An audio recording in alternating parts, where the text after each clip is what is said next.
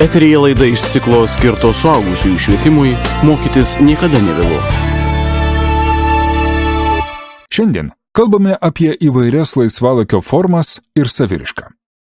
Nesugebėjimas racionaliai naudoti laisvą laiką, nepilnavertis gyvenimas, daugelio socialinių problemų, alkoholizmo, narkomanijos, nusikaltimų ir savižudybių priežastis.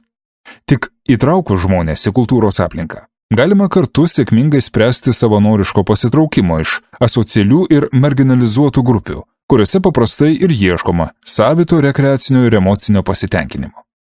Tam, kad laisvalaikis taptų individo ir visos visuomenės turtu, reikia išmokti racionaliai jį naudoti. Laisvalaikio racionalaus panaudojimo kriterijus – socialinė atsakomybė. Kuo atsakingiau žmogus panaudoja laisvalaikį, tuo kryptingiau jis bręsta kaip asmenybė.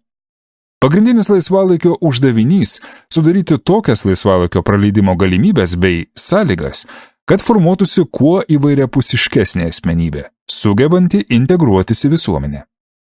Ilgas žiūrėjimas į televizorių – tai dar ne turiningas laisvalaikis.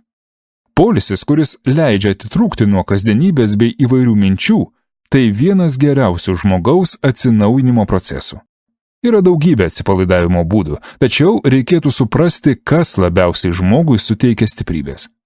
Vieni iš tokių būdų tai fizinis judėjimas, gamtos teikiami malonumai, muzika, dainavimas, šokiai, menas ir kultūra, kiti užsiėmimai, kurių metu galite pamiršti savo rūpesčius.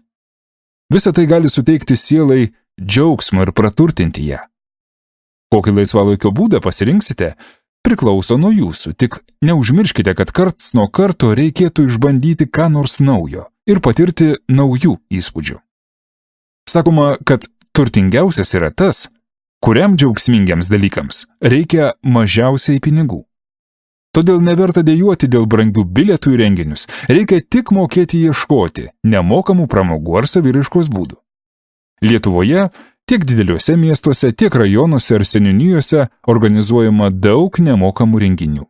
Veikia įvairūs saviveiklos ar saviraiškos būreliai, savanorystės programos. Šiais sveikatingumo metais įvairios savivaldybės rengia nemokamas mankštas gyventojams, senjorams, nemokamas plaukimo pamokas, jogos užsiėmimus. Galima rasti ne vieną nemokamo kino programą, koncertų po atvirą dangumi, mugių, kurių metu vyksta nemokami koncertai. Miestai ir miesteliai rengia savo šventes, kuriuose visi renginiai daugiausiai nemokami.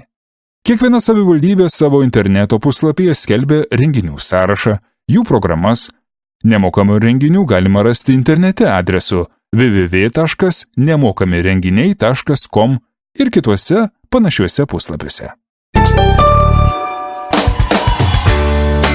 Radijo laida parengta įgyvendinant ugdymo plėtotės centro projektą suaugusiųjų švietimo sistemos plėtra, suteikiant besimokantiems asmenims bendrasias kompetencijas, finansuojama Europos socialinio fondo lėšomis.